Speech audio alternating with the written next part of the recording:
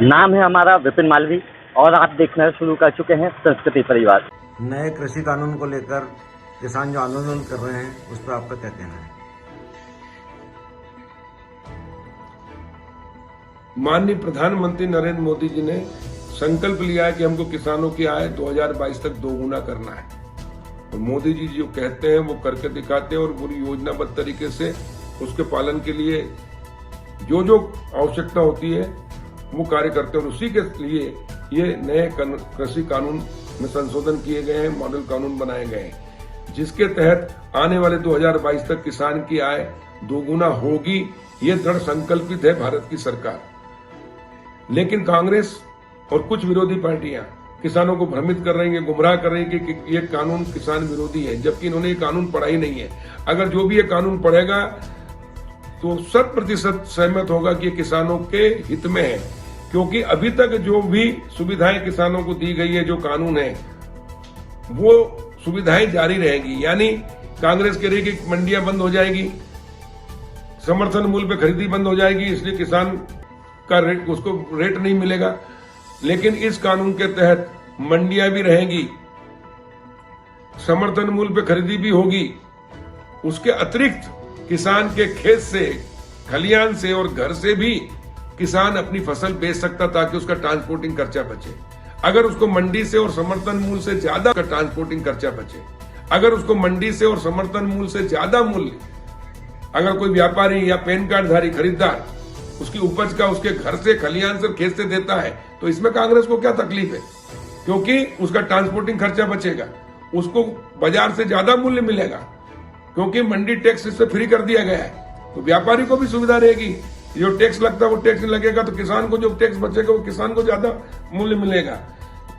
और इसलिए ये जो नए कृषि कानून बनाए गए ये किसानों के हित में, इससे किसान की आय दोगुना होगी। और भारत के कृषि मंत्री माननीय नरेंद्र सिंह तोमर जी ने 3 दिसंबर को सभी किसान नेताओं को, किसान भाइयों को समय दिया है कि वो आके मिले। अगर कोई उनको गलतफहमी है कानून के बारे में, कुछ सुझाव देना तो वो दे सकते हैं। सरकार के दरवाजे हमेशा किसानों के लिए खुले हैं, क्योंकि ये सरकार किसानों की है। और 1 लाख करोड़ रुपए का कृषि के लिए, इंफ्रास्ट्रक्चर बढ़ाने के लिए, आधारभूत ढांचे के लिए भारत सरकार के प्रधानमंत्री जी ने घोषणा की है।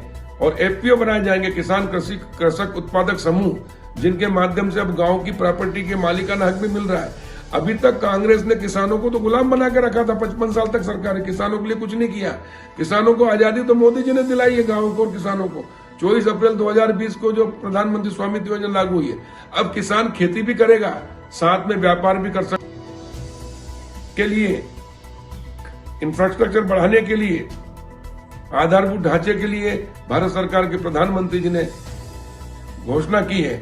और एफपीओ बनाए जाएंगे, किसान कृषक उत्पादक समूह, जिनके माध्यम से अब गांव की प्रॉपर्टी के मालिकाना हक भी मिल रहा है। अभी तक कांग्रेस ने किसानों को तो गुलाम बना के रखा था, 55 साल तक सरकार ने किसानों के लिए कुछ नहीं किया। किसानों को आजादी तो मोदी जी ने दिलाई है गांवों को और किसानों को। 24 अप्रैल 2020 को जो प्रधानमंत्री स्वामित्व योजना लागू हुई है, अब किसान खेती भी करेगा, साथ में व्यापार भी कर सकता है, व्यवसाय भी कर सकता है, उद्योग भी कर सकता है। अब किसान को वेयर हाउस, कोल्ड स्टोरेज और फूड प्रोसेसिंग प्लांट भी डाल सकता है, ताकि जो बिचौलिए कमाते थे वो अब किसान कमाएंगे। और इसलिए ये बिचौलिए जो हैं, इनको तकलीफ हो रही है, बिचौलिए खत्म हो रहे हैं। और कांग्रेस ने हमेशा बिचौलियों का साथ दिया है, 50-55 साल राज किया है, और इसलिए कांग्रेस ये किसानों को भ्रमित करके आंदोलन कर रही है। ये किसानों का आंदोलन नहीं है, बिचौलियों का आंदोलन है। ये कानून तो किसानों के हित में, और इसलिए किसान भाइयों आपसे हाथ जोड़ के निवेदन है कि इनके बहकावे में न आए। ये कानून आपकी तकदीर और तस्वीर बदलेगा, दशा और दिशा बदलेगा और किसान को लाभकारी मूल्य दिलाएगा। और हम आपको विश्वास दिला रहे हैं कि प्रधानमंत्री नरेंद्र मोदी जी के नेतृत्व में हम किसान की आय 2 गुना, 3 गुना और 4 गुना करेंगे। किसान को आत्मनिर्भर बनाएंगे ताकि देश आत्मनिर्भर बने। लेकिन कांग्रेस नहीं चाहती कि किसान आत्मनिर्भर बने या देश आत्मनिर्भर बने, क्योंकि इन्होंने हमेशा किसानों को लूटा है।